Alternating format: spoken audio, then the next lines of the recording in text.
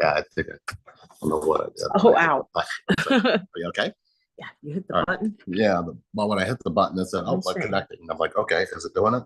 I'm not. And we probably are. That's we'll probably, fine. yeah. Let me. As a matter of fact, I can tell now. I believe we are, but I believe I've got to go here and turn the camera on. But we got to go over to YouTube. I'm trying. I don't know. Going back to Zoom. I don't know. No. Trying to find us on myself. Okay. It says we are. We are not live. We're not. So it looks like a black screen. We are live. You can hear us, Chris. Michelle Christie just said yes. We're live. Well, all right. I think we got to turn our camera around, but I don't know why it's not. Oh, there it is. How about that? Did that help? Let's see if that helped. Well, I'd have to let me load it up over here. Is that what you're doing? I'm gonna do it this way because I can't see that well on that little bitty screen. Hi everyone. So hopefully you can see us now. Yeah, here we go. Yeah, now we can see us there. Hi everyone. See? Hi Michelle, how you doing? Michelle, we need to talk again. I love chatting with Michelle. Do you? I'll tell you why. Let me put this here so that way we can fun. See the screen and look at the same time. She just warned Whisker Lady's here. Hi, Whisker Lady. Just saw your message. Oh man. All right. We did just see. We just pulled your message up and was laughing at it. Yeah, let me see if I can, just saying. Raise this up a little bit. There we pulled your message up and we were chuckling at it. That's what happened. We went to the Chinese buffet with 2 teenage boys.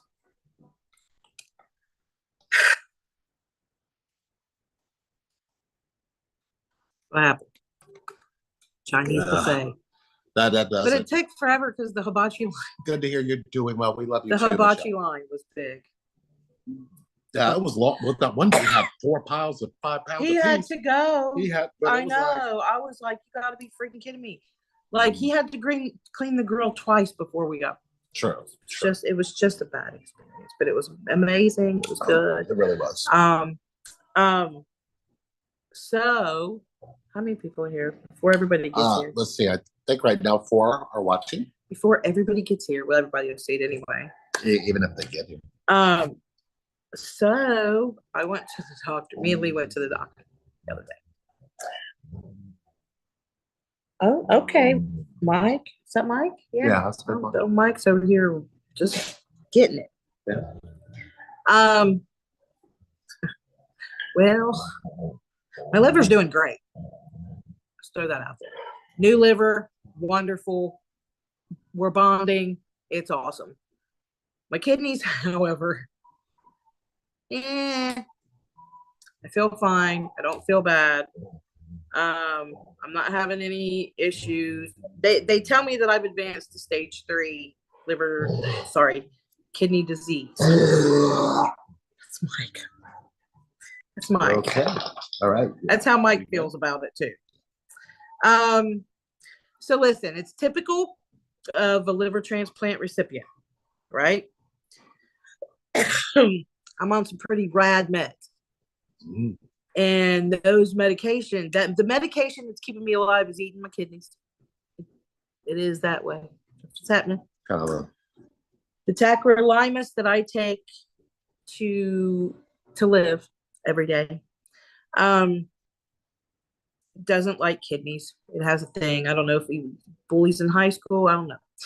I don't know the backstory of that, but I'm just going to throw that out there so you guys can throw out all the healing energy and all that stuff. And I'm going to keep doing what I'm doing and keep going. And got some plans. I'm going to grow my hair, and that's going to take a minute. Me too. That's going to take a long minute. Yeah. Yeah.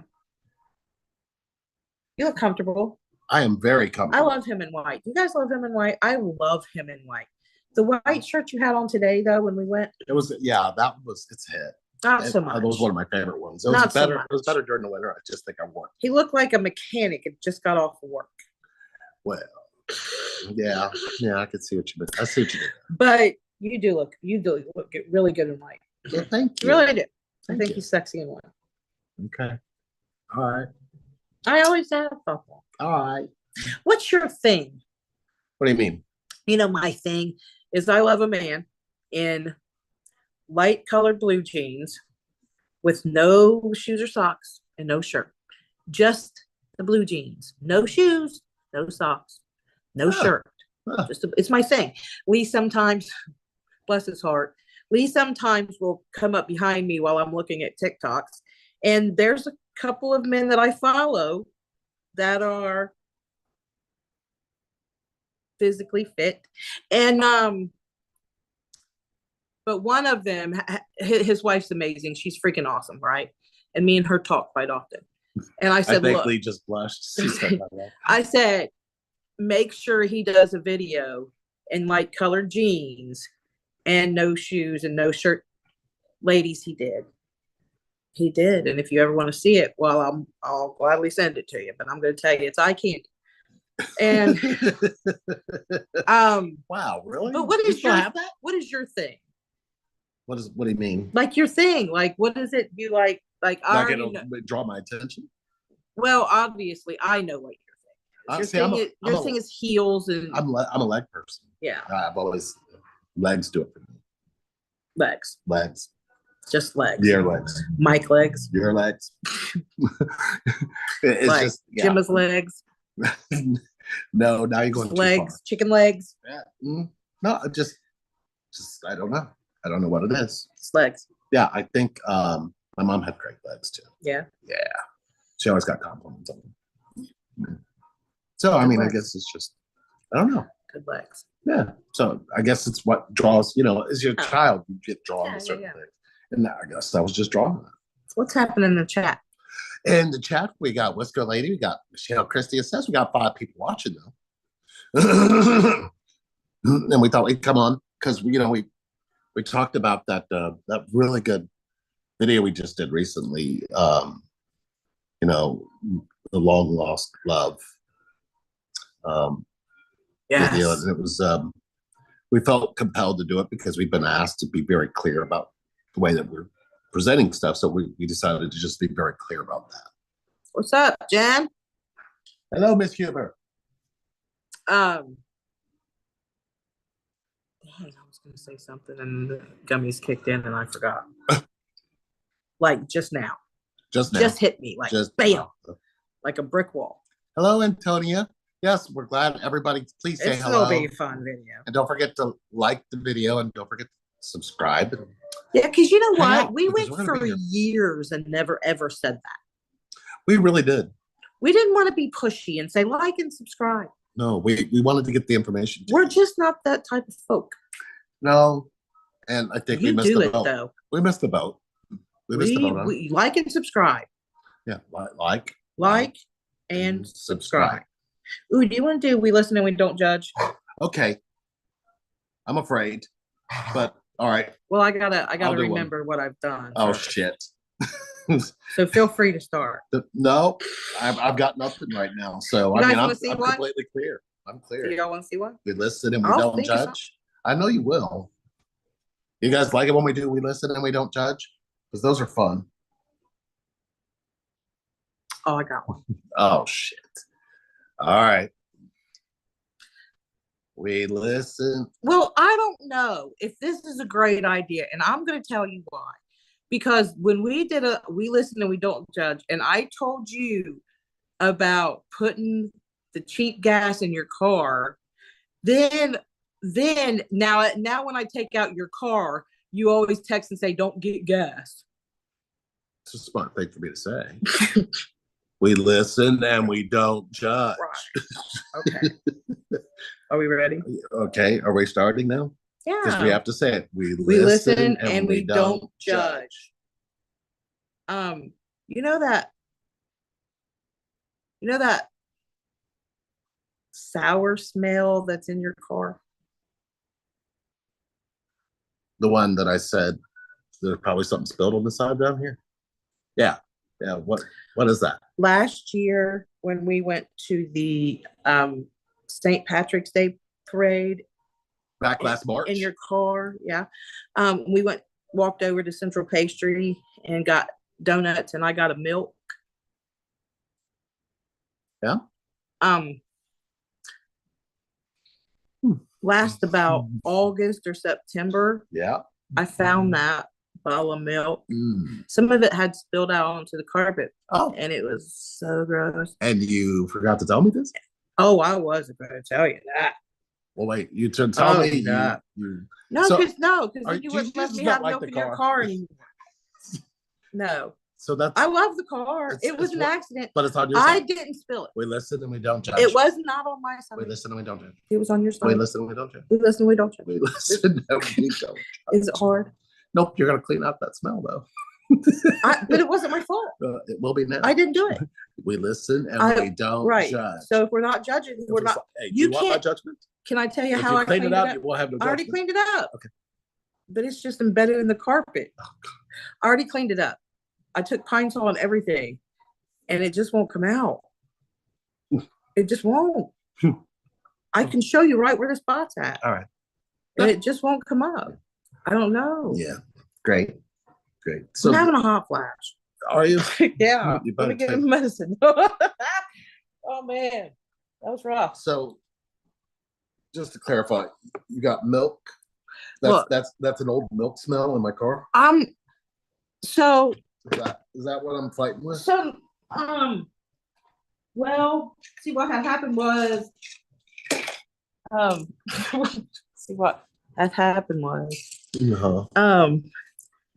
I didn't finish the milk, so I put the lid back on it, right?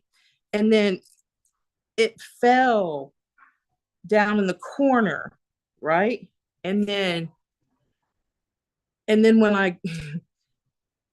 I don't know how it got on your side. I just know that it was in the back on your side, and it was stuck, kind of. Mm-hmm. Yeah, because the lid was off a little bit, and there was just really old milk. Mm-hmm. Yeah. Okay. We did this live, so I have evidence. We listen and we don't judge. Let's see what the comments say. I'm taking a pill because I'm having a hot flash. Laugh out loud. Hey guys, don't forget to like this live, and also don't forget to hit the notifications button. Glad to see you guys. I haven't seen you guys in a while. Well, ARI is so nice to be seen. We noticed that we weren't coming up anywhere, and we think we just got lost in the mix somehow. So hopefully, you know what happened? Our notifications just and everything are working now. I took that little tiny pill because I'm having a hot flash. Yeah. And I've got a cavity, or not a cavity, but a filling that fell out. Mm-hmm. And that pill is stuck up in that tooth. What happened? I don't know. If you want to get me back on the We Listen and Don't Judge, I'm not going to judge. Don't make something up either. You can't make it up. It has to be real. Okay. You was finna make something up. No, I was just about to confess something, but I won't. Oh, you can confess. We listen and we don't judge. Okay. You remember when you were like, they're like, this is Coca-Cola all over this fountain and all over this picture. How did Coca-Cola get there? Do you remember that? Yeah. I remember. Well, you know how you would leave cans of Coke and they weren't drank all that? Do you know how you do that sometimes?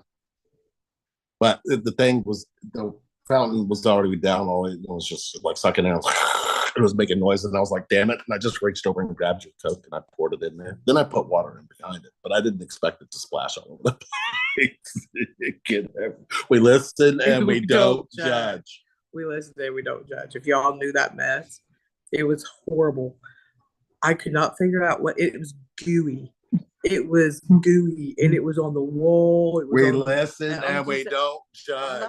We listen. I'm giving them the details. We listen and we don't judge. We listen. We listen and we don't judge. Right. You got any? It's hard. Cassandra, we love you too. And we love you with all we are. you know, I've been pretty good lately. Have you? Yeah, Have you? yeah. I really have. I'm trying to think of any mistakes that I could possibly have made. And they're just not coming to me. So we tried to dye one of these suits, the white. We tried to dye they're polyester. We tried to dye it red because I wanted a red one, and they didn't. In our defense, we did get polyester friendly dye. We did. And it came out really bright. Salmon. Pink. It was salmon. And I said, so I can go out in this? She says, no, dear, you can't go out. No. I'm not quite sure how to help you with that. We didn't ask for your help. She always gets in our conversations. She's nosy. Always. Her and that other one. Don't say her name. Oh, say their names at the same time. Let me tell you, because they talk back and forth. The refrigerator has a Alexa. Yeah. And shit. Sure. Okay. She didn't say that. Sometimes we'll go to bed and we'll wake up because they're having a conversation in our kitchen. And they're talking back and forth. Siri will say something, and then Alexa will say, I don't understand that. And then Siri will say, I don't quite understand that. And it'll happen for 3 or 4 hours. Yeah, they kind of go back and forth. So don't ever set those two next to each other. They do not get along. That is definitely not divine feminine energy at all. It is not. Oh, you know what? I'm going to throw this down here because we are doing some card readings. If you want some card readings. Yes, we are. We got I use India's deck mostly. I do. I'll be right back. I think I had a question. I just gotta find it. He's got a question. So somebody asked a question. I thought we would answer it real time live because my eyelashes are on fleek. Look at that. Yeah. And they're real. Okay, these are mine. All right. Pretty impressed with that. Did that by myself. Is there a filter?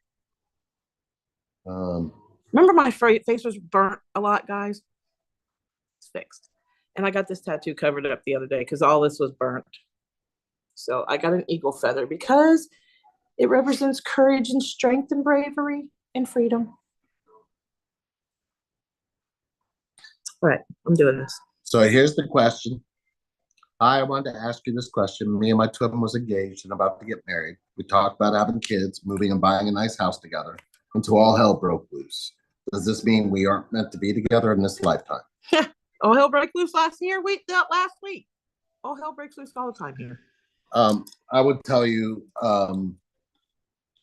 that makes a lot of sense according to something that happened in your childhood. If you didn't heal it in your childhood, it's just repeating. Do you know how to catch what that is? Usually, if you didn't see two parents come together, especially if you didn't see a couple come together according to how you were born. So like your mom and dad, were they together when you were born, and did they stay together throughout your life?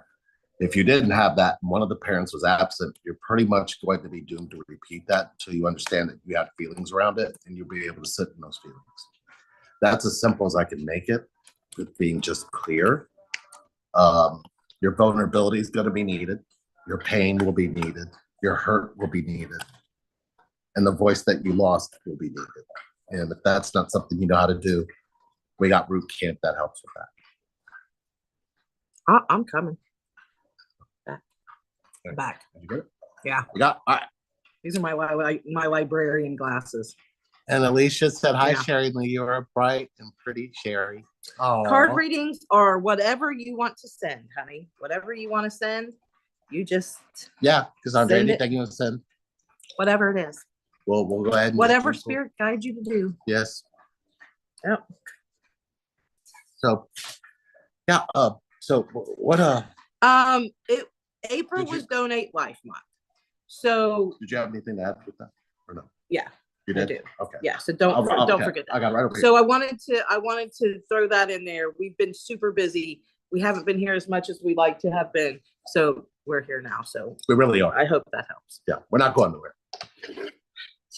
Okay. You want me to read it again so that I way? do. Okay. I wanted to ask you this question. Me and my twin was engaged and about to get married. We talked about having kids, moving, and buying a nice house together until all hell broke loose. Does this mean we are meant to be together in this lifetime? Oh, that's what you were talking about. Right. So I was saying, no, this is Yeah. If you know how to have a masculine energy who won't be there in this lifetime, it's because you already experienced that in one lifetime in your childhood. So you're just repeating the same cycle without realizing that's the same hurt and pain that's being recycled again. Right. So it's kind of surreal until you really go into what that did to you. Whether you trust that you will be together is something you can decide in this lifetime. If you trust that it'll have to be a different lifetime, then you've abandoned what the connection is meant to do. I hope that makes sense. It does. Okay. I mean, I got it. Did you, was that pretty clear as far as? Yeah. Oh, okay. That's rare for you, but I'm enjoying it. I told you the awakening. I'm here for that. The awakening is making it easier to talk about things like yeah, that. I'm here for that. His language isn't as alien as it once was. It's It's more different. connected. Yeah. So if anybody's got any other questions, feel free to send them or post them here, however you want to do it. I have been. Ask us a personal question. We're here for it. We're here for that. We're here for it. We've had some doozies. Think of the most random thing. We're here for that. Okay. Here's another question. Are you ready? Oh, I am. What steps can I take to honor myself if my twin flame reaches out but isn't ready to leave their current relationship? That's a good one. Yeah. What steps should she take? No, the question was, what steps can I take to honor myself if my twin flame reaches out but isn't ready to leave their current relationship? Does that make sense?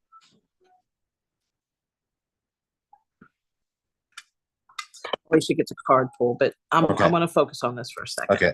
What steps can I take to honor myself if my twin flame reaches out but isn't ready to leave their current relationship? It's simple. I believe it's a very simple question, and my answer is going to be, what's a relationship have to do with a connection? I have a different answer. Well, let me tell you why I'm going to choose that answer. Okay, because Sherry got married, and I decided that, okay, that doesn't mean that my connection there has to be anything that I want to dream up. It can just be a connection where we can be there for each other's feelings, be there for each other's thoughts. And if that meant I had to be there for her whole family and a relationship, that's what I chose, because sometimes it's not about you or about what you're going through. It may be about what they're going through and they need to learn. So being able to have that connection there was always the support for us both. Even when I was seeing somebody and she was seeing somebody else, why can't the connection still have some exploration? Yeah, I'm just gonna say one thing, and that's all. I got a couple card pulls, but I'm gonna say this. Thank you. Because that's what I was about to get up to do. All right. So sorry about that.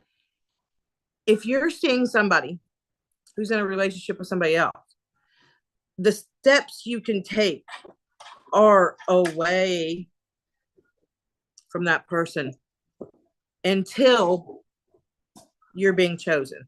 So you have to choose you before they'll choose you. That's it. That's all. I want to say a whole lot more, but I'm not. And I'm not in a judgy type of way. That's not it. That's not it at all. It's about you and how you feel about you. Right. And it hurts my heart a lot when, and only because I resonate with how you're feeling right now, because I've been in that position and I know how that feels. So I don't want anybody else to ever feel like that. So if I can encourage strong, kind, loving, loyal women away from those situations until they realize their worth, then they'll find somebody on the other side who knows their worth. because the person that you're with now clearly doesn't know your worth, or they would be choosing you. Alicia. I'm going to pull you a card, Alicia. Okay. Take your pick. This one right here. What is it? The Hey card Siri, is next song. 38, preparation mode. Preparation mode, Alicia. And it's a girl sitting in front of, looks like the Alps or mountains, but the sun is shining and there's clouds like pushing away from it. It's very beautiful. So 38, and here, hold up for a second. And I'll read you what it says. If this card's been pulled for you, express gratitude to your guides, higher self, and spirit for preparing you in every way for your highest reality. If you're experiencing effort, fatigue, doubt, fear, or other challenging emotions, acknowledge them to spirit and your guide team. Understand that through readiness, release, surrender, and trust, transformation will occur. Recognize that your ego's mind's attachment to certain parts of you can be the biggest obstacle on your path forward. Choose to let go and move forward, exercising the divine gift of free will. Wow. Ooh. That was a Cassandra. pretty powerful card there. Cassandra got a card. Sandra got a card. Cool. You know what? I would like to use the blue deck on her. The blue deck? Yes, I just saw a vision of the blue deck. All right. Spirit must have a Energy. Yeah. This is the oldest deck that I have, the one that my rabbit ate a lot of. But that's your power deck. That's the one that ran with you the I don't longest. know. I've been using India's almost every time rabbit ate this. Yeah, I've really transitioned into her cards. They all made it through the fire, so I'm pretty good. I'm pretty happy about that. Okay. All right, I'm gonna shuffle, and then I'm gonna have you pull.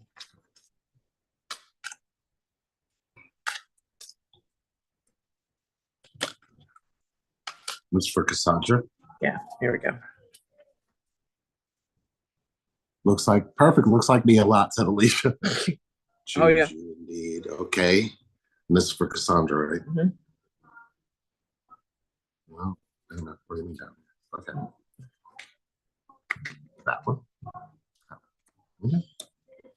This one is deceit. And I was right side up. 25. I'm not sure why this card was pulled, but cards are not necessarily what they state. So let's take a look and see what it says. This card upright. This card comes as a warning that there may be some deception going on in your life. The person hiding behind the curtain is likely someone you know or deal with either personally or professionally. The duplicity could be regarding a personal issue like someone spreading rumors or disrespecting you to others. Or it could be a business matter where details are being hidden and even manipulated. Be aware of what is going on in your life. The man behind the curtain is holding a bag of something valuable. So watch your money and your good name and make sure you have all the information you need to keep things honest and secure. A deep layer of meaning may be that the deception is actually coming from within. Is there something that you're lying to yourself about? In this case, the bag of valuables may be holding things like self-esteem, happiness, and even leisure time. Whether it's about your life or yourself, remember that the universe has a hard time sending you honoring experiences if your energy is shrouded in self-deceit. So hopefully that rings a bell and does something for you there, Cassandra. Cassandra, let us know. Thank you for the card, beauties. Interesting card. Did it resonate? I want to know if that resonated with somebody that you are in association with, or does that feel more along the lines of something that you're lying to yourself about? I'm curious about that. Good question. I'm really curious about that.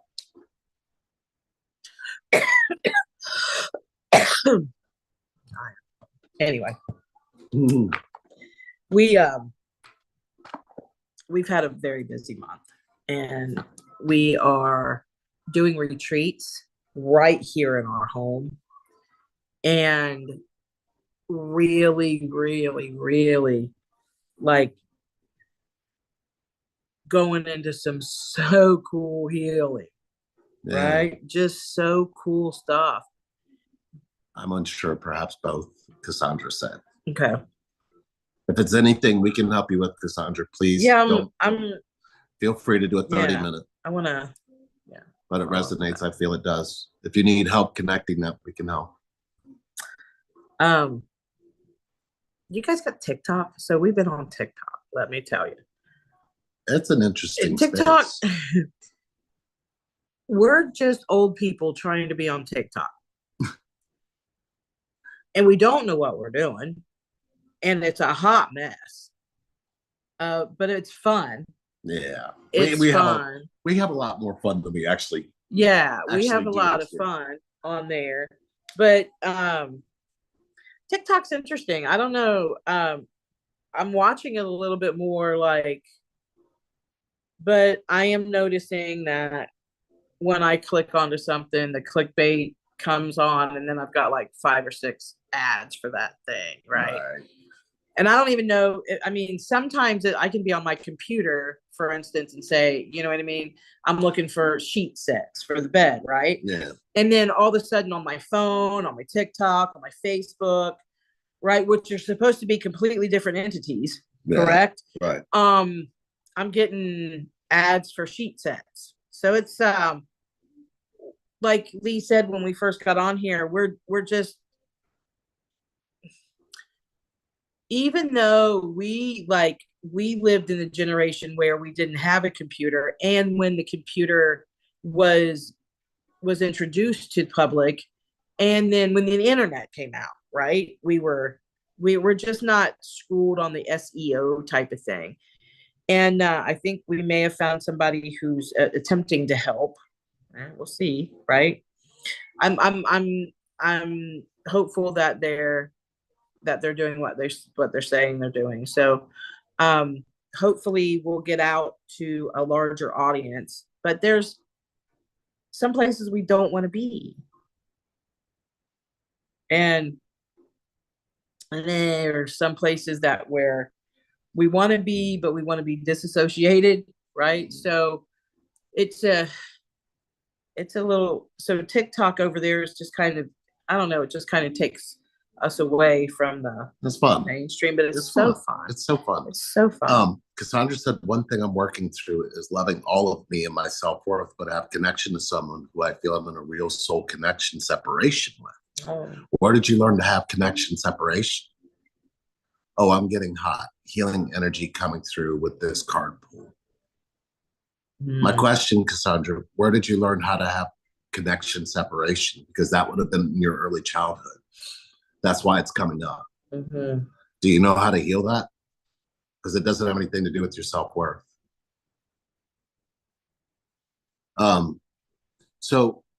We do have another question. This one will fill. Is it common for people who believe in twin flames to be addicted to the idea? Yes. Yes. And yes. That's the only thing you would say? Yes. Well, and that's my answer. My answer is yes. My answer is yes. And that's only because we've been doing what we've been doing for so long. And we've seen a lot of obsession. We've seen a lot of addiction, not only to the person, but to the idea. Yeah. You know, and then we realize what really it is, right? It really did. And you know, folks just want to hold on to, I guess, what I call the big love, right? This big dynamic, perfect union of two people who just become Absolutely. inhuman. Yeah. And it's complete bliss. And it's such a misconception.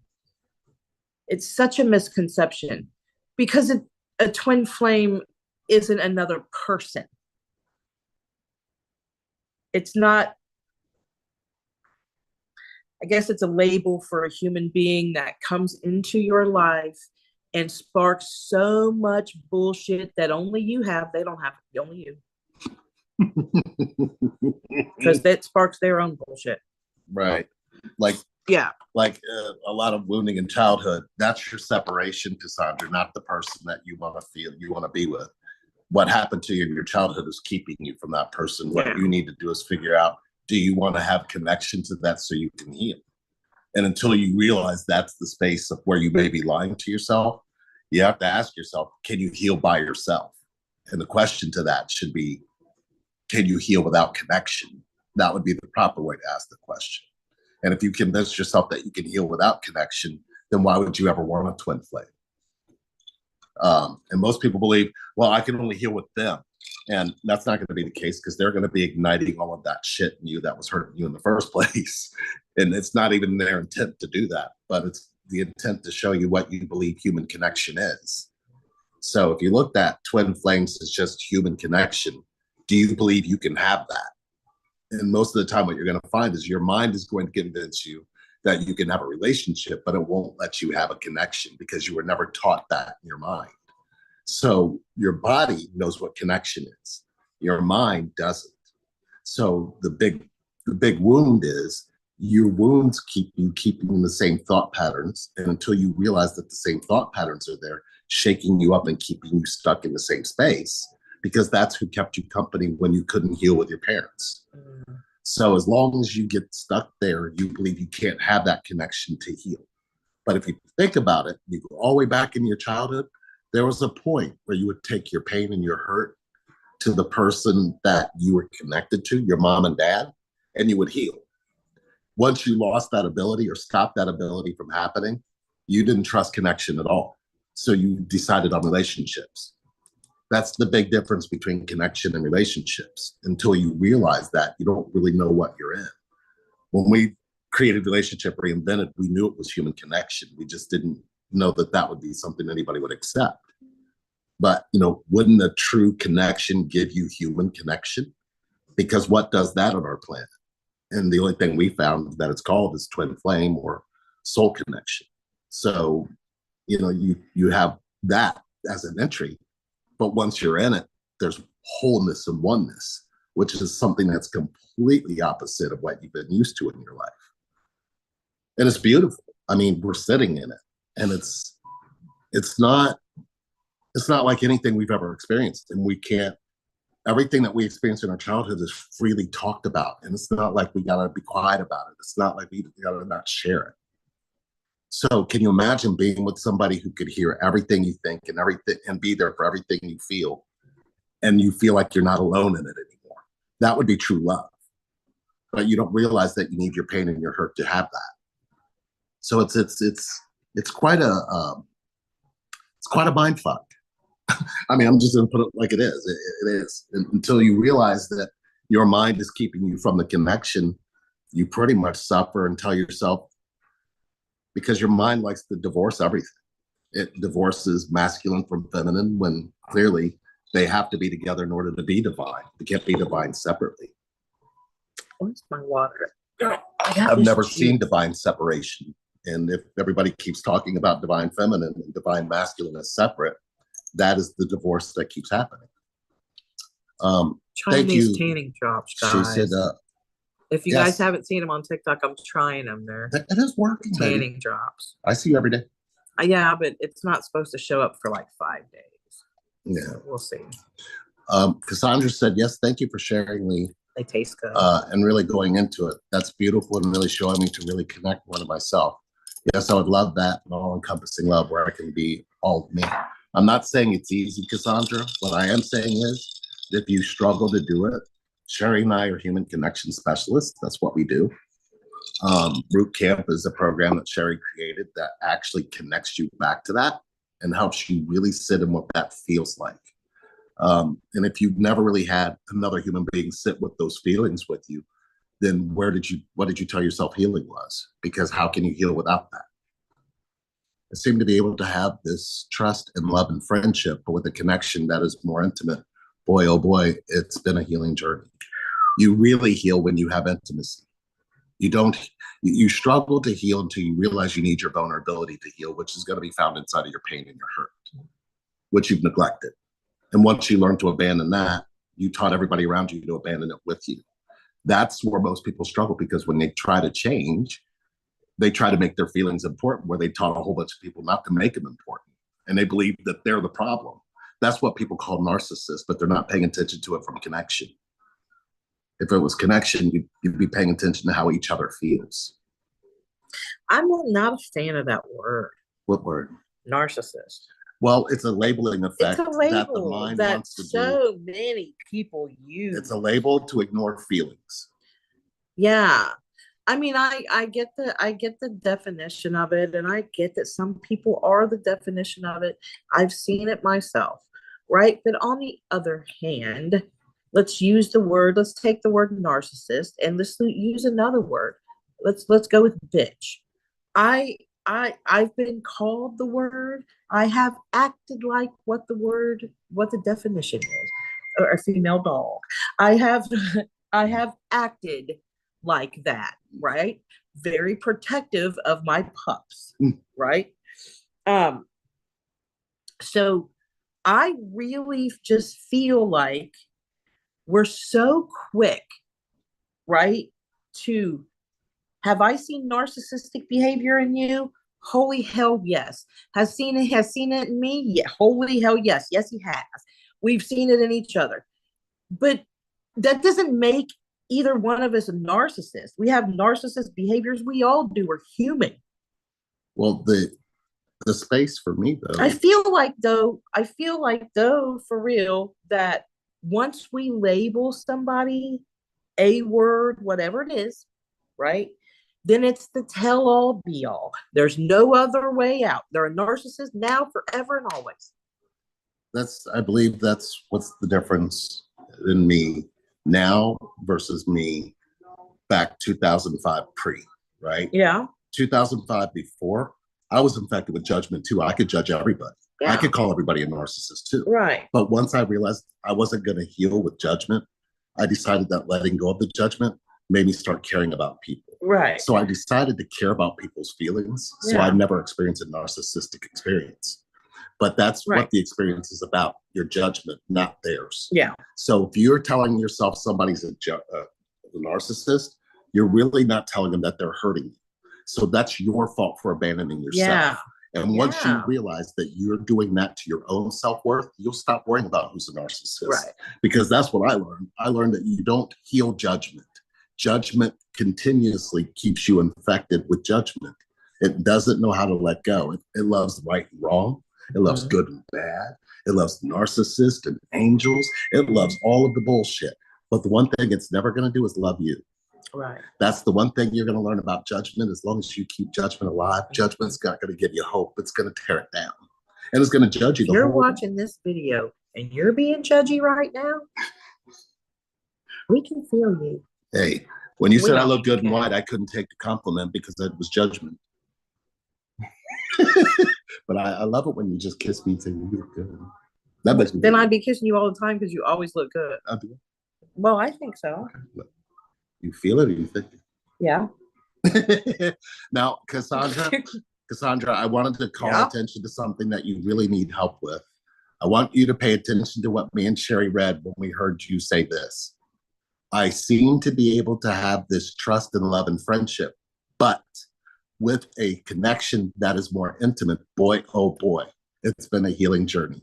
So all we heard you say is but. Nothing you said in the first part, because you completely rejected it right behind what you started with. And it pointed to how your friendships get broken because you can't connect. That's how that reads if you really look at it, Cassandra. And those are words that are coming out of you, and the way that they're falling is telling the truth. So you have to look at what that's doing to you and your feelings, because I would promise you, it probably makes you feel not good enough sometimes because you don't know that you're doing that to yourself. Let's see. Sandra said, "But you want to talk about butts?" You two are so beautiful. Thank you for being who you two are. What celebrity has the best tushy? For me, Yeah, the best tushy. best tushy. J-Lo. Oh yeah, J- I agree. J-Lo. I agree. Well, what the hell are you I asking agree. me for, woman? I agree. I agree. Are you okay? I mean, I agree. She has a really nice damn. behind. Damn. Right. And she's our age. Yeah, but she's been afflicted. I have two, and I think That's I have kind of twin two. flamish. I think one will surprise you. Who? I have two. Okay. My first one clearly is Shamar Moore. Okay. Shamar Moore's ass? Okay. Hold on, I was thinking about it. Anyway, Wow. Wow. No, take as long as you need. We listen and we don't judge. The other one is strange and odd because I do not find him physically attractive in the least. Okay, you got me curious now. Jason Aldean. His ass? Something about them jeans. Oh, Jesus. I don't know. Wow. She said, I knew he was going to say, I don't even know if she was going to say, I knew he was going to say that. Alicia, life seems to start when a person comes into your love and balance with connection. Then when a person doesn't come into your heart space, then life seems to crash and you never land at home. Well, Alicia, my question to you is in your childhood, what was home? When you were less than 5 years old, what did you call home? And when's the last time you connected to the girl that felt that? That would be where home lands.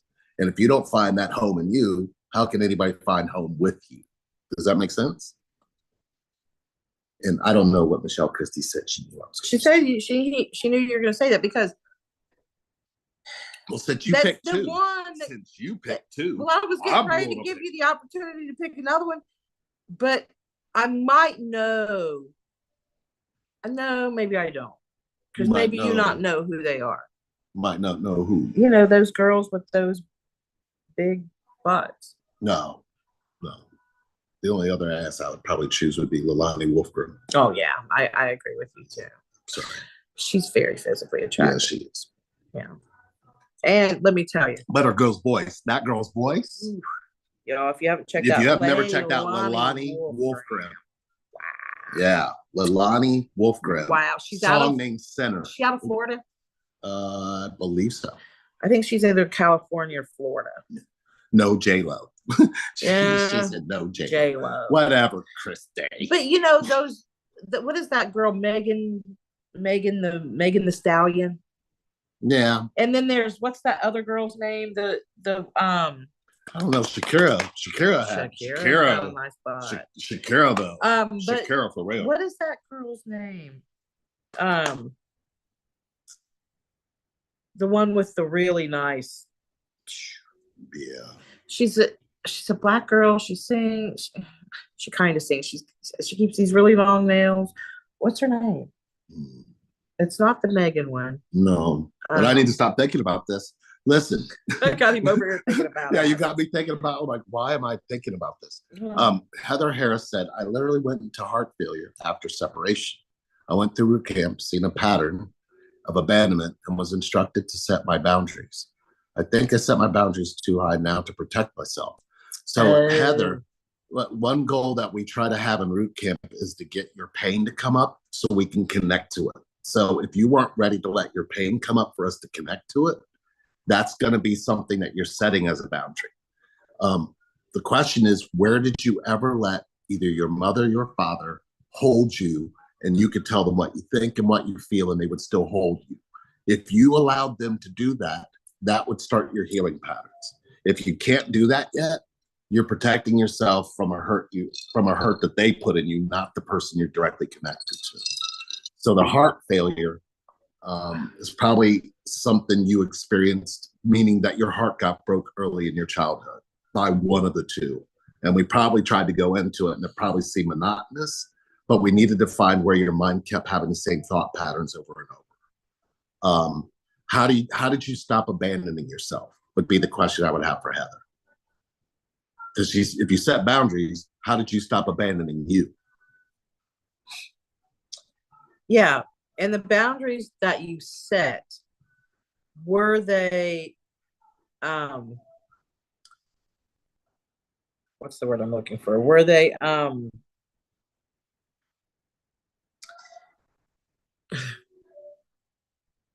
what, I'm really Is it coming and going? No, I'm reaching for this word.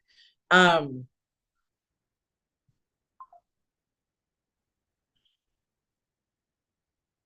I lost the whole thing. What'd you lose? Oh, somebody gets a card pulled. And I'm gonna pull this one, Michelle, but I'm not finished. I want to say that. I forgot it. What was the initial? I think I set my boundaries. Oh yeah. Too The high. boundaries you set, were they extraordinary, right? Were they grandiose boundaries? Were they something that would have been easily attainable? Does that make sense? Yes. Or Yeah. were there boundaries too high of expectation? Right. Okay. Expectation was the word I was looking for. Yes. I believe I felt that word. Expectation was the word. I felt that. Yeah. I'm sorry. Expectation. I didn't mean to hold that word over your head. I keep forgetting I got to come down here and hand you words. All right. This is going to be for Michelle Christie. So please pick the card that looks like it wants to come to Michelle. And I got to make sure I have the high waters to give Sherry permission to pull this card for Michelle. There you go. You're good.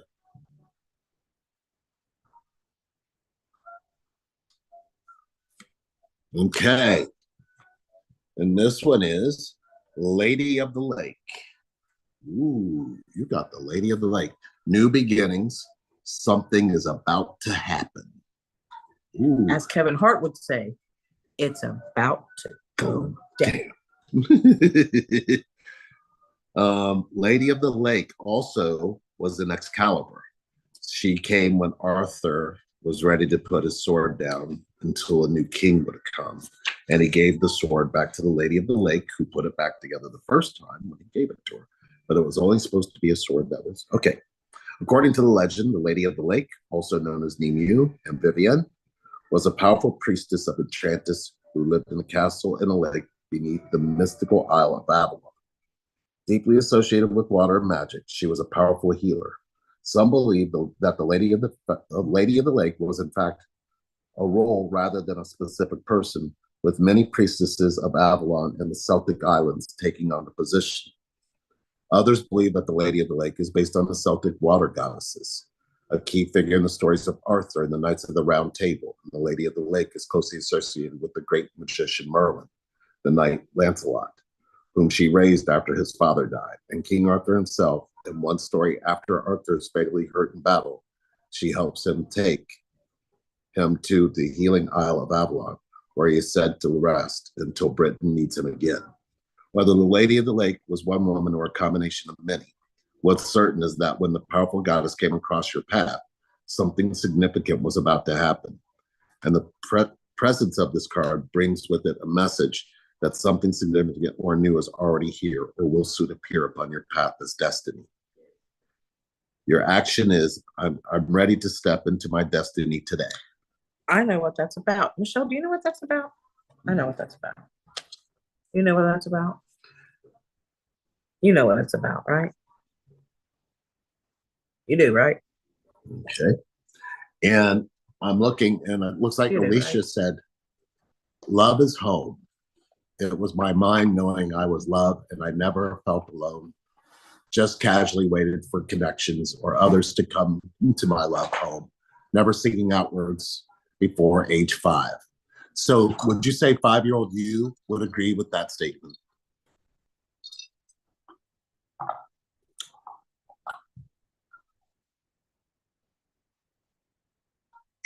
Yeah. Michelle Christie said, yep. Cameron just sent me a message, said, let me know when you're done recording. What do you need, Cam?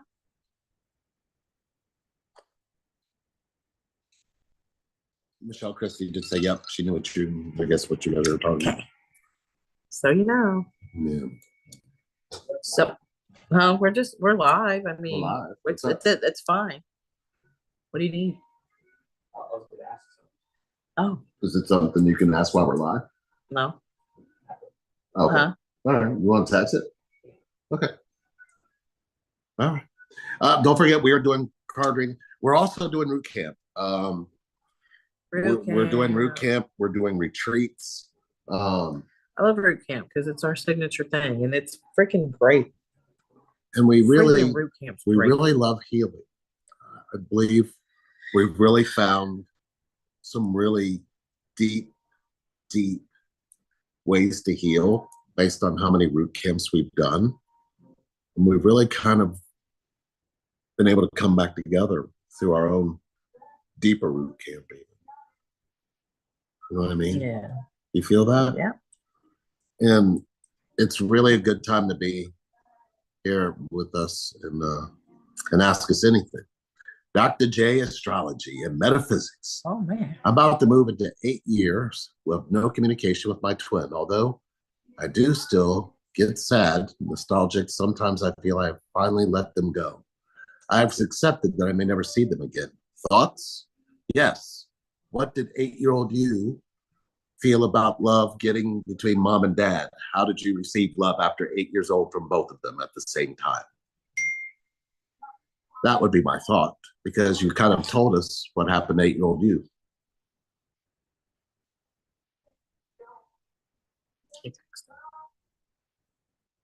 Okay. He just wanted another friend to spend the night. Just thought I'd let you guys know what was going on. He doesn't want y'all to know that he has, buddies over. I guess, I don't know, they're just private about it, You can never tell with this new generation. Kids are weird. So that would be my question, Dr. J. At 8 years old, how did you receive love from both mom and dad after that point? If you can point at what happened to you at 8, there's something significant that's really hurting you. But if you found this connection, it's telling you it's something having to do with the connection to two people at the same time. If you didn't see your mom and dad together, or you didn't get to see their experience of how they built the connection, that's what's missing. And that's probably why, if you're feeling it more now, that's that nostalgic feeling is because you're not opening up that pain to connect to someone. It's not because you're walking around in pain and nobody knows it. That's how you're abandoning yourself. So you got to turn that around and go the other way. Did you have something to add? Yeah. Heather said, I believe that we're not necessarily expectations. I put me first, stopped people pleasing, but I found myself bitter. Do you know why you found yourself bitter, Heather? Because think about all those times you put other people's feelings before your own. All that abandonment you did to yourself is now there for you to sit in. And if you won't sit in it, you're going to be mad at everybody because you taught everybody to ignore your pain. Not the other way around. Once you started making their feelings more important than your own, you taught them how not to pay attention to your feelings.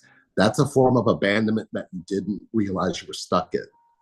If you don't let somebody be there for your feelings, how can you heal anything? So it feels like sometimes. It does. It's just like, oh, did I do that? And then you look and you're like, yeah, I did teach all those people. Every time I was like, no, let's focus on what's going on with you. Don't worry about me. I'm fine. No, you weren't. You weren't fine. You were abandoning yourself, and you were telling them to abandon you with them. And they got mad at you when you now bring your feelings there. And they're like, you never bring your feelings out. Why are you doing it now? All of a sudden, you want love that you never gave, because you have to. It's a two-way street. You have to share pain to give pain, share pain to give pain. And then once you realize that's a part of the love cycle, your love starts to flourish into true love.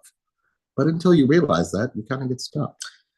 Hit somebody with a broom, you get hit with a broom. You get hit with a steel bolt. It's like, I can't chase you around the house with my new broom. No, but it's a cute broom. I got one of those little brooms, that they use in the nail salons.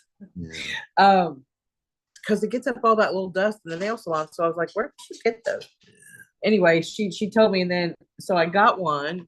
And the cool thing is, I mean, the worst thing is you have to bend over a little bit to do the sweeping, but it really does get up a little bit more than the American brooms. There it is. Dr. J came back. Definitely have a very complicated relationships with both my parents, but especially my dad. Thanks. I'm 12 years into my spiritual journey and a little over 10 years of the TF. I've done a lot of. There's more coming. Yeah, there's more coming. Let's jump back up though. Hopefully, Heather, you see what you did there, because when you found yourself bitter, it wasn't bitter. You just found all that pain that you kept putting everybody else in front of, but ignored. And that's really what's hurting you. And if you don't let somebody be there for you now, then it's not bitter. You just don't know how to say, I'm hurting and I just need you to hold my hand. If you can practice doing that when it's hurting, really, really bad, you'll be surprised at how you'll start to heal and how connection will start changing in your life. Yeah. Alicia said, I don't think I was ready for the love and attention from others then. I moved homes from one family to another. Probably needed to find myself then. Alicia, if you continue to look for what you believe is yourself, did you realize that's going to be more thought and less feeling? And are you okay with abandoning your feelings again for another cycle? No, she's not. Well, we'll see what she says. She might. She might. So Dr. J continued, I have done a lot of healing, but there's always, did you catch it? I know you, Alicia. Did you catch what Doctor just did? What do you do? He said, listen to this. Thanks. I'm 12 years into my spiritual journey and a little over 10 years of the TF. Have done a lot of healing, but there's always more to heal for sure. So what you just did is reject all the 10 years and 12 years that you stated before when you said, but you're still abandoning yourself and you can't even catch that. You haven't done healing yet. Healing means that you let your pain and your hurt come out more freely. Hey, Dr. J, do a 30-minute. I'd like to talk to you. I feel free. Will is a big factor too. I've accepted that my TF may never do the spiritual work and choose to be together. Thanks for the advice. Well, I believe you can change the connection if you focus on what you're doing to you first. First of all, you rejected all of the healing you've done over the years just in a statement you put here. If you're not catching yourself doing that, how did you heal anything?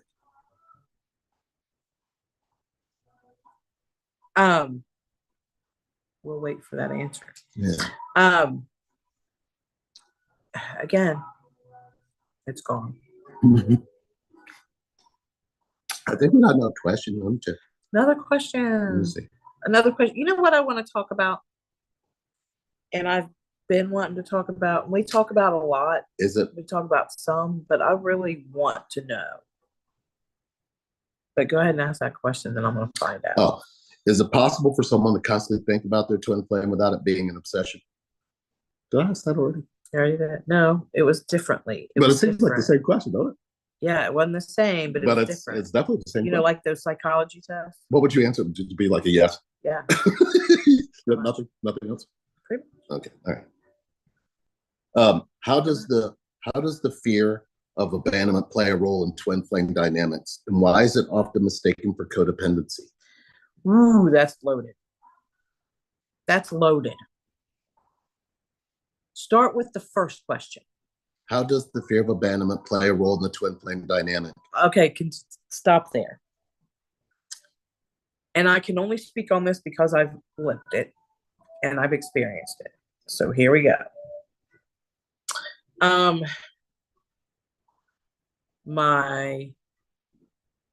My father abandoned us, me, my mother, my sister, when I was 5. And that seriously created a fear of abandonment. I carried the motto for a long time, everybody I love leaves me.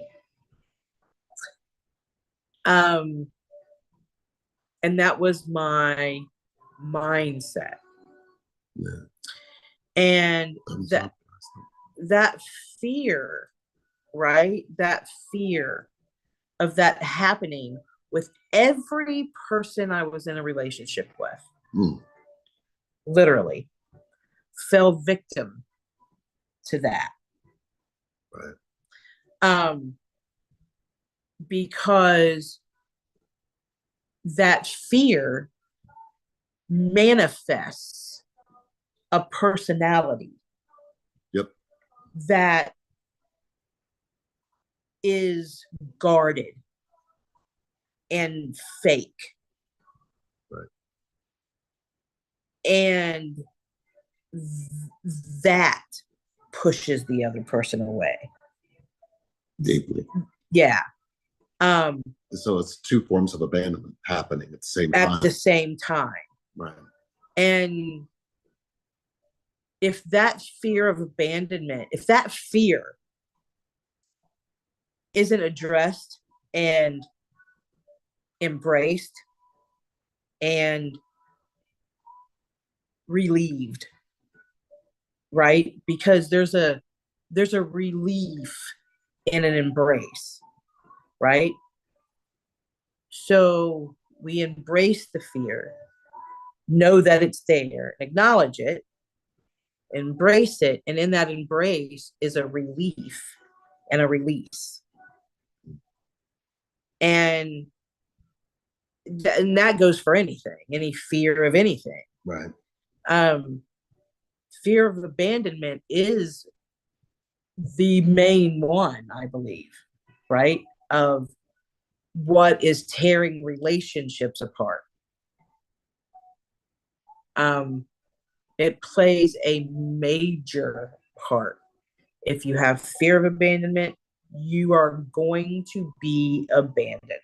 The fear is abandoning you. You just don't see it. The fear makes you abandon yourself because your feelings are feeling really bad and you're choosing to think that your feelings don't matter. Mm-hmm. So, like Dr. J, here's the example of how you said you're healing, but if you go up and read what you wrote, these words came out of you from one space into another.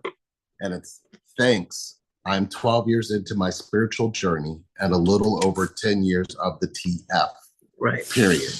Have done a lot of, and we scroll down, healing, but. So what the but does is anything before it, does it accept it or reject it? There's that word again, but. Because as soon as you said healing, but, you reject anything that was said before the but. And you don't see that and feel that. That means you're ignoring what that feeling is doing to you, which means you learned to numb that in your childhood, probably from 8, 10, and 12. You've listed all the numbers of those ages. What did you love about yourself in those ages is where you can heal. Does that make sense? Hopefully that makes sense, because I saw that you said you appreciate what we said, but you don't quite understand what you mean that you abandon yourself. So if you see that you actually say but there, that's the abandonment we saw you do real time right here with us. And if we can see it, what do you think everybody else feels around you? Man, I did that, didn't I? I made it all too tight. The problem is we really can't. That's all right. What is it? It's a grinder. Oh, no, it's not getting open. All right. Well, it's got a whole package. Let's see what else we got. I never like to bring my pain to others, so I definitely feel that. I normally grieve in private. So you grieve in private and suffer around everybody, not let them know what you're really feeling. So they actually have to love you suffering. So when they start to see you open up and let somebody in, they're going to be scared of you because they don't know what to trust in you because you've been lying to them and hiding your pain. So if you don't like bringing your pain to people that you love, how do you love them? This doesn't love include the pain? Because I've never found a love that excluded pain. Have you? No. So if you exclude your pain, how can you love someone? Make sense of that for us, Heather. I get shut up often by my company, either silencing my choice to talk freely, or they turn away, not listening, and run. I'm usually left to be on my own, mind, thoughts, feelings, etc. It does hurt, but, and Alicia stopped. So you not only did you reject everything you just said, Alicia, you came down and did it again when you started your second stop. And you put but, those turning from me or silencing me happens too often. I never let it actually hurt my soul.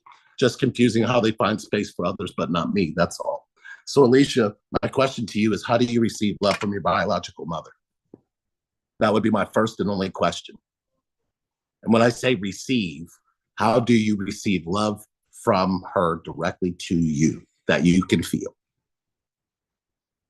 Dr. J, and see how much I've healed in the shadow I've integrated the past 12 years. So whatever significantly happened to you at 12 years old is still haunting you somehow, doctor. And usually if you look back in your childhood, what you're going to find is there's hurts and pains there that have not had connection to another human being. And you're living off of those, which is probably keeping you from your divine connection. And until you go into that pain, you're not going to find the divine. It's just the way it works. We're not the boss. We ended up following it that way, and here we sit. We're not the boss. No, connection is. But you got to trust connection first. I wouldn't want to be the boss of that. Okay, so here's what I wanted to. I didn't forget. Okay. I want to know what it is that those of you who are experiencing the twin flame dynamic or the journey of what you feel a twin flame is. I'm wondering why, and it's a legitimate wonder, why you would seek help from someone who isn't in union. Why would you seek twin flame assistance, twin flame advice, twin flame help for a coach or who's not a twin flame or who's not in union or who has not conquered who's not a oneness? Yes, there it is. I didn't need to go any further. Who's not in oneness? If you're not in oneness, meaning you have free space, like my hurt, my pain is never hidden from Sherry, and her hurt and pain is never hidden from me. We coexist with all of it. Like, we don't have to be separate. Like, I don't have to feel anything by myself. She doesn't have to feel anything by herself. Doesn't matter what it is. And there's no judgment. So when you achieve that, then I think you can tell people how to have that. But until you actually are in it, what are you telling people to do to have it? Because they can get there, you can guide them to it, but what are you doing to make sure that it stays? Yeah, and I don't feel I'm in any way, shape, or form saying that. Sorry, Brandon Hardesty. I heard it. Like, this is still saying, boy, go ahead. By the way, Brandon Hardesty is lead singer for Bumpin' Uglies, a band out of Maryland. Yeah. Anyway, I'm not in any way, shape, or form saying that someone who's not in union, it could not give great twin flame advice. I'm not saying that at all, and I don't feel that. However, if you're attempting to try to make it to a union that is oh, you don't have to thank us for our time, doctor. We're here anytime, man. Yeah, come anytime. Thank you for coming to the channel. We appreciate you being here. I don't know, I'm just wondering, because at some point in that dynamic, right, just say we're talking to a coach named Rupert. Okay, right. And Rupert had experienced the dynamic. At some point in time, Rupert and that person wasn't able to learn how to navigate a specific instance or problem or circumstance or trauma. Right. So they went their separate ways, and they're now in separation, right? So I'm not saying that so that a coach couldn't get you to the place where they gave up. Right. right? Right. Because I feel like a successful coach could get them to the place where they gave up. The key words are give up, right? Whether it be them or the other person, doesn't matter, right? Because in this connection, the give up is gone. Right. Yeah. It's damn near impossible.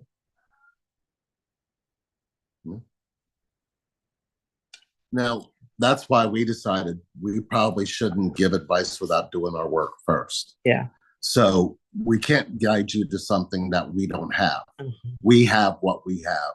And let me tell you, it's unlike anything I've ever experienced.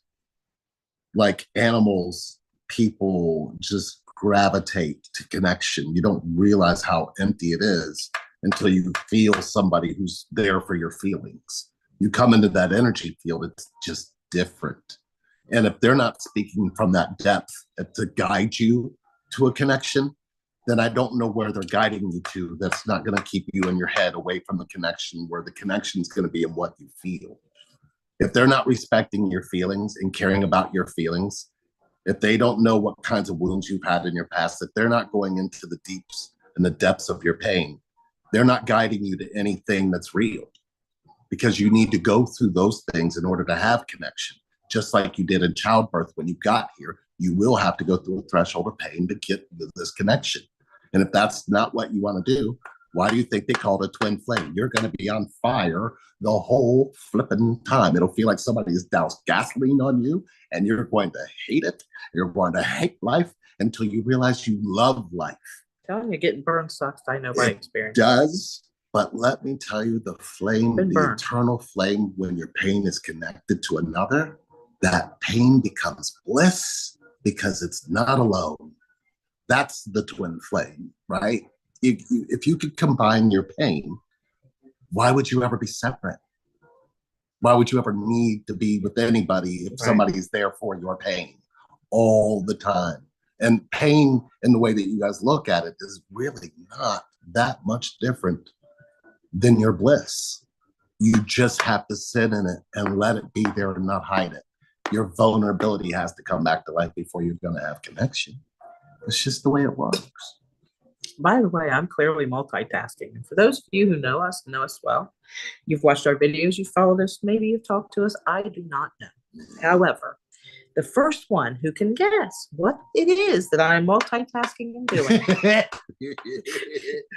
will receive a free little gift from Lee and Sherry that I will put in the mail Monday morning. So throw your guesses out there, and the first one that gets it right will get this gift. Yeah. I've got the perfect thing. Let's see here. Alicia, I feel better now with my sad mother. When I'm around her, it's extremely stressful. Does she know that you're hurting when you're around her? Have you told her to hold you sometimes or hold your hand, Alicia?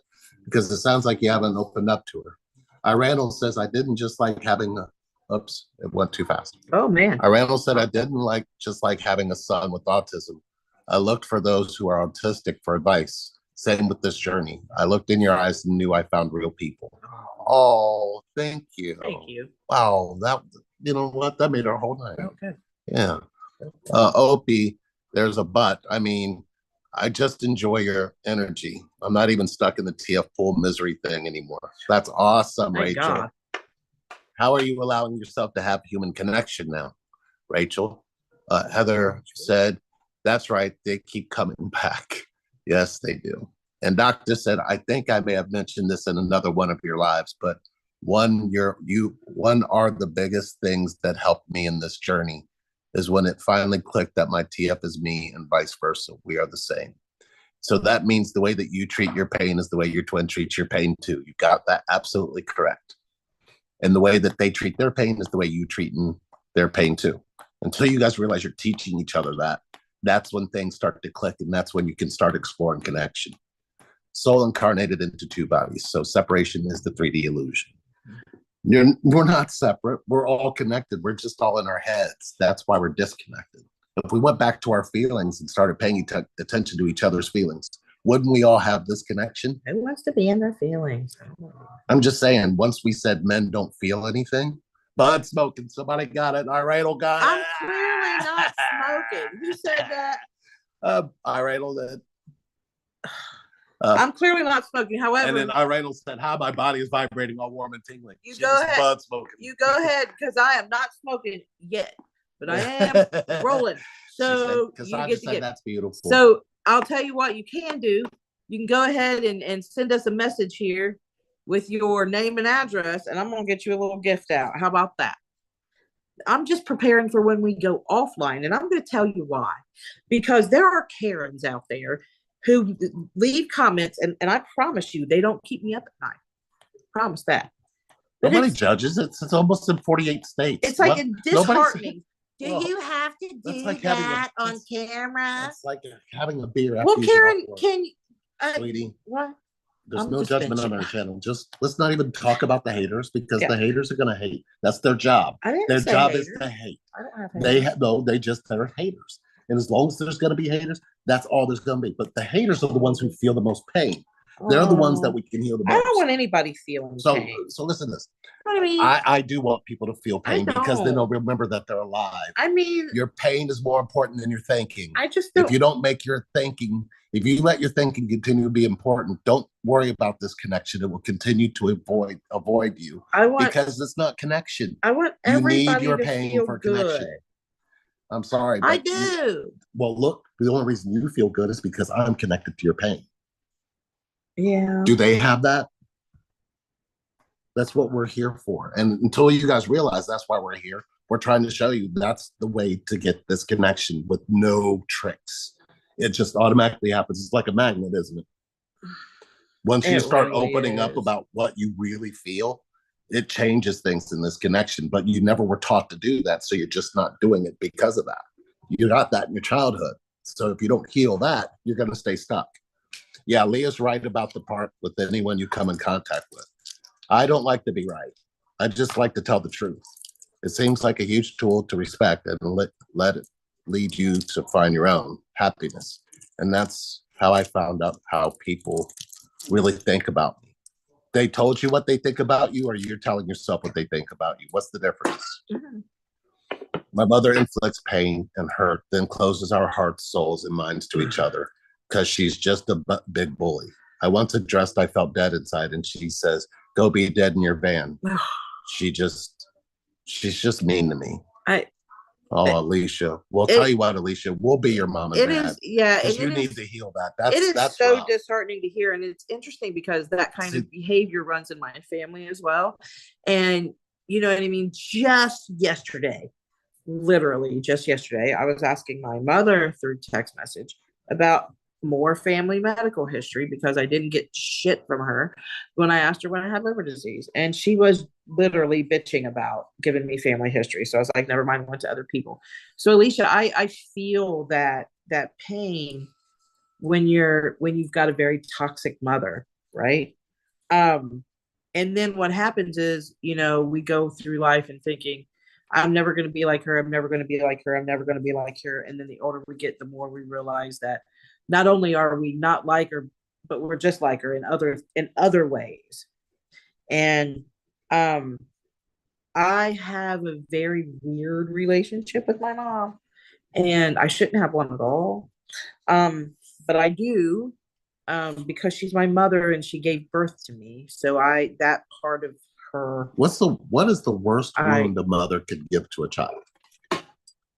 The worst wound a mother could give to her child is allowing someone to hurt them. How about not paying attention to their feelings? And there's that. Yeah. Wait, I don't know if there's that, or which one would be more important to a person. I mean, if your mom didn't care about your feelings, that is the worst wound you can experience, because where you're going to learn to know that your feelings matter. Right. So if you don't see that is the wound that is inflicted, that all wounds seem to just bleed into, they bleed into that. And when you're a woman and you have that wound, where did you learn to love a man? Right. You see what I'm saying? You couldn't possibly. And your mother took away that ability for you. She did something to your core. Yeah. And if she does it to a male child, it's even worse. Right. Because then, the child is already being raised, and then society is saying men don't have feelings. outside of a mother saying you will have feelings. Right. Now you're double. I mean, what do you think the suicide rate on that is alone? That's human connection at its worst. So if your mother has been hurt and her mother didn't hold her, Alicia, the way that you heal this is you hold your mother the way her mother didn't. So that way your inner child can at least know that she's a good mommy. Does that make sense? Because your mother's going to be how she is, Alicia. And that doesn't mean that you have to be like her. So if you heal her, that makes you not become her. Does that make sense? We're allowed to heal the other way. Mm-hmm. You don't have to leave that by itself. You're allowed to heal that, Alicia. And if you ever want to sit with Sherry and I, so somebody can sit with how you feel. I know, Alicia. We know, Alicia. Got you. You know we got you. We've had you since you've had us. So just know that. And everybody on here gave you some love too. And anybody watching, give comments below for Alicia, because she really needs that. I mean, a mother who's wounded herself did this. It's not that her mother meant to do this to her. And it's just a generational wound. I promise you, Alicia, if her mother was absent or her mother beat her to an edge of her life, something happened for her to be that way towards you. She didn't get that way by herself. And that's what you can forgive. But you have to forgive what it did to you inside. Because inside, that's the only place you're going to heal. And you got to let somebody in for that to happen. Oh, we got a bubble love question. I don't know if I want to read that. What time? How long have we been on here? 86 minutes. We almost got you guys for 90 minutes. I want to read that, he said. Yeah, 90 minutes. Yes, thanks, guys. It's like a gut hit me with my mom. But here's the thing. Alicia, this is about the girl that got that gut punch. This isn't about her right now. The more you tell us about what she did, the more it's going to be about that girl who got hurt. And you need to make it about that girl that got hurt. You don't need to make it about mom anymore. That's important. You know, Alicia, this is what happened. I clearly had to go through a stage where I realized that my mother didn't care about me like a mother should. And that was hard for me to swallow. But once I started looking at her as someone who has been hurt herself and what had happened to her, then it made things easier for me when I understood her background a little bit, right? She can't teach me anything she's never been taught or she doesn't know. Right. And she can teach me the things that she's been through and the things that she's done.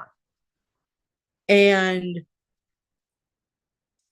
that's what happens, right? Because then we find, Jesus, I just sound like my mom. Give Alicia my gift, please. She needs it more. Oh, okay. I will do that. All right, I'll send that. Huh? She says, give Alicia my gift, please. She needs it more. I sure will. Cassandra said, seeing you, Alicia, I'm so sorry, beautiful soul. You deserve to be seen and felt. Bathing so much love to you. So, Alicia, you're getting all of this love. Hopefully, you're open and receiving. I can't imagine, though, Alicia. It's hard for me because I know you. You know what I mean? And I know the struggles that your everyday life brings. And it's hard for me to even fathom that, you know, a mother could be, yeah. Dr. J, what's your thoughts on oppositional forces, demonic forces, dark entities working to keep TF coming together, since we're helping raise the vibration moving into the age of Aquarius? Do you want me to answer this as me, or do you want me to answer this as like something that I should just be present about? Tell you this. Do you want the most alien answer I can give you, or do you want the most human answer I can give you? Just tell me which one, alien or human. Just put it out there, doctor. I understand that. Yeah. Well, you know which one is which. They won't know. Did you get hot all of a sudden, or is it a hot flash? Yeah, I did feel a little warm. Feel my forehead. Are you? Yeah. Are you sweating? Yeah. Okay. Huh.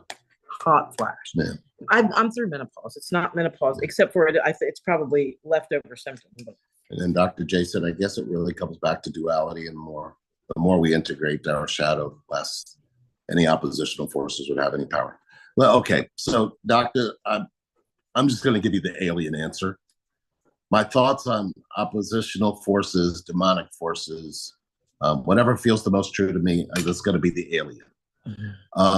We don't believe, and at least I can tell you from my feelings, they don't know what any of that means because my feelings are connected to hers and hers are connected to mine. The way that happened was through the pain. So if we sat in pain and the devil came to us and said, I'm going to get like your pain, we would look at him and go, we're in love with our pain. So that's not really going to affect us. So we don't understand any of that because that devil say that again. That's what the devil would say. Right. And we would be sitting there going, and because we have each other for our pain. We don't know what hell can be. We know what hell was when we didn't have this connection and we're by ourselves in pain. That's the hell. So if you can look at that and go, why don't people want us to be together? Because if you guys started believing in human connection, everything would change. If they can call it a twin flame, it'll keep you in your head. But if they called it a human being connection, you might realize you can feel another person. You can feel them. You won't even need Wi-Fi. You won't even need cell service. You can feel the other person if you trust each other enough in a deep way, in an intimate way. As long as anything is keeping from that, has nothing to do with the age of anything. Has to do with whether we're going to decide to either be in our heads or be in our feelings. And until we realize our feelings are more important than what's in our heads, we're losing the game. We end up shooting each other and killing each other for senselessness. We're not paying attention to each other's feelings. Look at families that lose a child of any kind of, for any kind of reason. We don't all mourn. We're not connected to one another, and we're human beings, and we're supposed to be connected to each other. How much peace would be there if we had to pay attention to each other's feelings? That is the answer you're looking for. Anything you put up there takes all of that and makes it seem like it has to be science, not truth. If you find a true connection, you're only going to get truth. And that's our truth. Our truth is, if we were all connected like we are, would we have world peace? I mean, it's just our truth. We can't speak from anything else outside of where we are, but we're sitting in something that we've never seen, either one of us have ever seen anybody else have. We've sat here in the depth of it. We went into the pain to find out why your guys' pain wasn't connected to each other. Ours just meshed. We don't know why we're different than you guys, but our pain just said, y'all not leaving each other until this pain is open. And that's the way it worked. Yep. It doesn't matter how bad it got. No, not even a little. It was knockdown, drag out. And I'm telling you, and it was the most beautiful of everything, because look at how many times her life has been saved because of the conditions of the connection. I mean, it's hard to leave somebody when you're in this. I feel like I've tested this connection to its limit. I believe you have. I really have. Because how many times have you taken yourself out in the last 5 years? A lot. So like, and here she sits. The problem with liver disease is you get a bunch of ammonia in your head, and it feels, it's very much like dementia. So he literally lived with a wife who had dementia and caught me in the middle of the street, standing over the pool, all kinds of a mess. I could feel her. And it wasn't like we were ever disconnected. Anger episodes where I'm just raging. And I would hold you. Yeah. And so many things. And then, if that wasn't enough, then I blew the house up. And then I had to put you out of fire. Right. I had to hold fire out. And then I had to take care of your wounds. Yeah. And I didn't let you do anything by yourself. Now we're going to fight these kidneys, y'all. Because your pain is my pain. We're going to fight them. Your pain is my pain. Yep. Let's say it for the people in the back who didn't hear. Your pain is my pain. Until you learn that that's what this connection is. Hey, Danielle. That's when play makes no sense. I know, yeah. I get that. Yeah. Yeah, your pain is my pain is your pain. Mhm. And until you can say that to the person you're saying is your twin flame, Right. you're nowhere near what a twin flame can be. Right. You're nowhere. That's like all of the stuff that they feed you with the metaphysical, the spirit. They're feeding you that, but they're not feeding you the truth of the connection. The truth of the connection is here. I feel like if somebody's chasing you and saying, "Hey, you're my twin flame. You're my twin flame. You're my twin flame. Look, read all this this. says is who you are. And Yeah, now you got read all to this. meet You're my all these twin expectations, meet all of these. Make That- me feel like this. That feels more obsessive to me. It's relationship. And it feels, very relationshipy. It's not connection. And very obsessive-y to me. Is that a word, obsessive-y? How you come together will be Make more them up. beautiful than anything you've ever written Make up if you the trust words. your pain. If you do not trust your pain, it'll be a miserable venture. Right. I'm lost on the comments. Oh. I don't know. I guess it really comes back to, okay, listen. God 21, my twin's mother left her with her dad at a month old. That's been such a huge roadblock connection. She tells me that nobody loves her the way I do, the way a parent might. Abandonment 101 right there.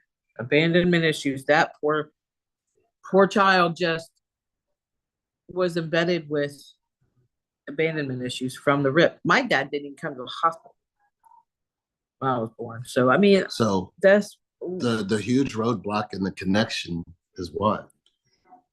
Because it looks like what you're saying is the mother left. So it left her without her feminine connection. So she's only been able to depend on masculine connection her whole life. Mm-hmm. So when the times for her to be feminine, all she knows how to do is abandon everybody. Right. So she's abandoning that because she doesn't know how to open up that pain and let him in. Right. Because she never let her father in that right. space. So that's where the disconnect is coming from. It's if you look at the parental triangle, you're actually going to be able to see the damage God. That was weird. I've never said that before, but that actually made me feel kind of powerful. Listen, God. But whatever feels the most true to you. Yeah, Doctor. Oh, yeah, I'm sorry. Alicia, thank you, everyone, for your kind words and thoughts. It's all of our feelings are with you, Alicia, not so much our thoughts. We felt you, and when people are allowed to feel you, God, like I hold all the love she never got from her mother, she won't allow herself to have. So one of your worst wounds is going to be there, God, is how much love did you have to get from your mother to be able to give that love to somebody else? Because it sounds like you didn't receive it. You just know how to give it. So how did you learn how to let somebody love you, God? Yes, definitely agree with moving into a more connection is key. Telepathy is definitely something I've experienced with my twin will probably start occurring more within the collective. What is telepathy to you, Doctor? Alicia, it's like you two, Lee and Sherry, have found peace with one another, and that comes across the screen. Oh, well, should have been here last week. No, I'm just joking. No, look, our energy is not. You get the bubbles. The bubbles. I mean, our energy is consistently changing. Mm-hmm. It's not like it stays the same. Right. And we know that that's part of who we are. We know that our energy is supposed to be. It's supposed to be a magnet. As long as the magnet starts to work, where everybody sees that we're two people who are in pain and we're not ripping each other apart, and we're not perfect, and we're damaged, but we're completely whole with each other. I'm whole and she's whole, but we have our pain to make that possible. So as long as you have something like that, it radiates an energy. That energy is there to heal you. It's not there to hurt you. We know we've done some bad shit in our lives. We know that we don't need anybody telling us anything different. But I'll tell you what we have learned from that is this profound peace, because we know that our love is real. We know it's real for each other. We know it's real for everyone in our lives, that even if they're not in our lives, we have love for them anyway. And that is human connection. We're not going to go chase down to have connection because we haven't. It's you guys we worry about that don't have it, that we're like, hey, it's possible to have human connection. Here's how you have it. It's important. Your pain is my pain. That's exactly what I try to tell her. Did you notice you said I try to tell her? You don't have to hold that. Let her feel it. but she's got to feel your pain in order to get you feel her pain, because her father probably held his pain back from her. So she doesn't know how to receive masculine pain. So what's happening is, if you didn't know your father, you don't know how to be a father who gives a daughter or a son a shared pain. So it's something you're going to have to learn there, God. Barely knew my father. My mother was in prison most of my life. So the only way I know how to get those aspects of love is to embody them, to try and get them. You can try to give her something, but you got to tell her about the pain you have of not having your father and the pain you have of not having your mother while she was in prison. Because when have you ever shared that pain with anyone? You can't have a solid connection until you do that and let that pain be something that's freely shared between you two. Alicia, you're both moving together in life, and it makes sense. We're trying. We keep, you know what? We lost a lot of the people that were here. We kind of went through something, and now we're trying to make our way back because we've got so much to House share. caught on fire type shit. Yeah, she tried to die twice. You know, they had to cut her head in half twice. I mean, we kind of went through something, and then it was just. I got somebody else's liver. All I knew how to do was stay connected to you guys and stay connected to her so she could stay here. So you guys who watched through that whole thing really gave us this connection that we have. And now we feel like we're trying to get it back. And it's like, where did everybody go? It's really weird. It feels like that, doesn't it? Well, it's the universe moving us in different directions. I'm convinced of that. It's the universe saying, you know what I mean? We're not leaving you two. Don't worry about it. But we're just going to be doing different things. This retreat in Maryland coming up. We've got a retreat in Maryland coming up. Information, where can they find that? I believe you have a flyer. They can email relationshipreinvent@gmail.com. Yeah, for all or the if you comment on here, we'll message you and send you. If you comment on here, we'll get right to you. Yep. So we're nice big connection fest is what we're calling it, in Maryland on the Chesapeake Bay. Alicia on the said water. she hadn't seen this since the house caught fire. On the water, it's beautiful. A weekend retreat. Absolutely gorgeous. So peaceful, so serene. And we're going to be doing some major healing. We're going to have some fun, and we're going to cry, and we're going to laugh. We're going to work our diaphragm out. And we're going to fall in love, because that's what you got to do when it comes to your pain. We're bringing all this energy to there. Or if you want us to come to where you are, just let us know. And you can also come here. Yeah, if you want to come here, you want to come into this bubble, we'll bring you here too. Bring your twin and you come here. We have retreat we got you. Come here. You want to come into what this energy can do for you. We have been retreating here. Real time. And it'll be specific because you'll be able to feel it. It's a weekend retreat. You'll pop in on Friday. We chill. We get to know each other a little bit. We talk. We get most of your story, right? Yeah. Saturday morning we get up, and whatever it is you do, we're gonna have a little bit of breakfast, and we're gonna have some Tai Chi Lee and I do, and then some yoga or whatever it is, right, that we do. And then we're gonna do all kinds of healing. And it is absolutely beautiful. Sometimes we take a field trip, and it's a super cool place, and it's amazing. And so come on in. Yeah. Let's go. Let's love dogs. Yeah, our pack, we have a pretty tight pack. They're all three, I think. Both of them. Is your name on there? He's probably downstairs. Yeah. Anyways, we have been on here very long. I am over my hot flash. Are you? It's gone. It's over in here then, because I feel really warm. It jumped to you. Yeah, because And what else we got going on? That some of this stuff is going to be coming off the website.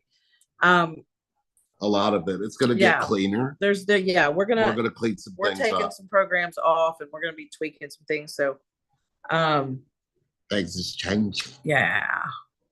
Time. Would any of you guys be interested in the workshop? Like, if we did a workshop or a webinar, would any of you guys be interested in a free webinar where we can give you a master class about something. Does anybody have any ideas or suggestions? Please feel free to email or feel free to drop it down in the comments. Let's do that. Yeah, Let's because do that. we're all about it. We're all about it. Let's do that. What's happening in the chat before we go? Got to go to the potty, and you all know what I just did in preparation for when we do get offline.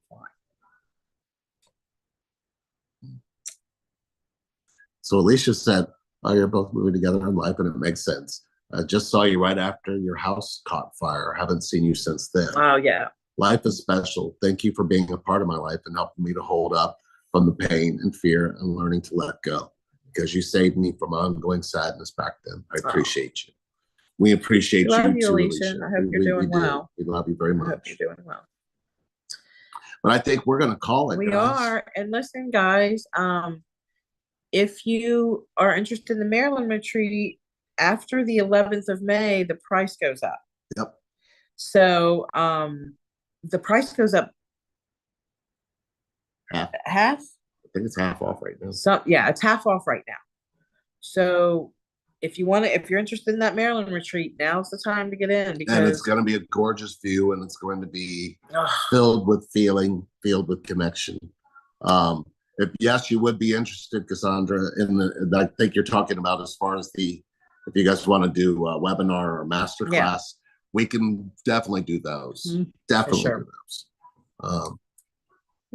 Yeah, love you guys, and thank you guys. Hi, Teresa, good to see you.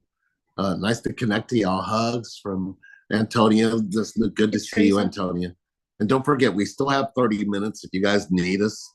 You can even do 30 minutes if you'd like to talk about the retreat, if you want us to come to you for a retreat. If you just want to even get to know us, feel free to do 30 minutes. Those are still available, and those are something that I think you wanted to keep in place until we can't do them. So we're going to keep them there. That was always our give back. We always wanted to give away as much as we received, and we still feel that way. We do. Thank you guys for coming. And I have one last thing to say. I wouldn't be sitting here talking to you next to my amazing twin without somebody saying yes to organ donation. And that is facts. If you go to get your driver's license renewed, then you can register there. You can also, right now, this very second, go to registerme.org and you can register there. What are you going to do with it, right? What are you going to do with your liver? What are you going to do with your kidneys? One person can save up to 8 lives. One person can save up to 8 lives and affect up to 75 people with tissue and bones. Antonia says I'm a donor. Oh, thank you. So if you're not a donor, please consider it, because it's affected me personally. It's affected us both. Because somebody lost their life, and because they said yes, she's still allowed to have human connection. Yeah. So if you haven't done that, please do. And thank you very much. And don't forget to like, subscribe, share. Like and subscribe, all that. If any of our content resonates, please share it. I'm sorry. Please, share. Like, subscribe, share. Because we're trying to learn this stuff. Yeah, we're still trying to make sure we get the word out too, because people need different information. They need information that's going to help. They need information that's going to point to the truth, and that's why we're here. Yeah. So we love you guys, and thank you guys for hanging out with us. Oh, honor. I watched an honor drive, very moving. The honor walks and the honor drives are so special, and they're so moving. And I don't know if I'll ever get to be a part of one. I know that a lot of times they'll bring in recipients if they know that they're doing a transplant, so to stand along the wall for the honor walk. I honestly don't think that I am even emotionally ready to be able to stand and witness an honor walk. It's still really emotional for me to realize even that the person who was once vibrant and alive, lost their life, and I get to keep living. So there was, a little bit of survivor's guilt in the beginning, and sometimes it still comes in, and it's very natural, and I get that. But it's an interesting dynamic having an organ in you that you weren't born with, that somebody else was living with. I felt you, Jamaica crazy. I felt you saying, I go every time they have one at work. I love the love you feel. Yeah. Oh, I bet it's amazing. And we haven't seen you in a while. We haven't, crazy. Right? You need to show us your face. And... She does make me crazy. Yeah. Do a 30-minute this weekend. Do something. She does make me crazy. Damn it. All right. Oh, but that Starbucks was so good. Target, remember that? Yeah. I think I got it was a police officer in Columbus, said Teresa. Oh. Yeah. Oh. Ouch. Ouch. I thought you were in Sydney. Are you in Sydney or Piqua? Where are you? Sydney or Piqua? Who, Teresa? Yeah. I don't know. I need to get up. My back is killing me. Yeah, we're just hilarious. Old. Yeah. But you guys want to see us again this weekend, or if you guys were interested in us doing a workshop, we would be more than happy to do that, where we can see you guys and you guys can see us, and we would love to be open. If there's any master classes or any classes you would like for us, or any kind of webinars you want us to give, please don't hesitate to send us an email to relationshipreinvent@gmail.com. Yes. Yep. Thank you guys for all showing up. Yep. And just hanging out with us. Yeah. Right. You made our whole Friday night.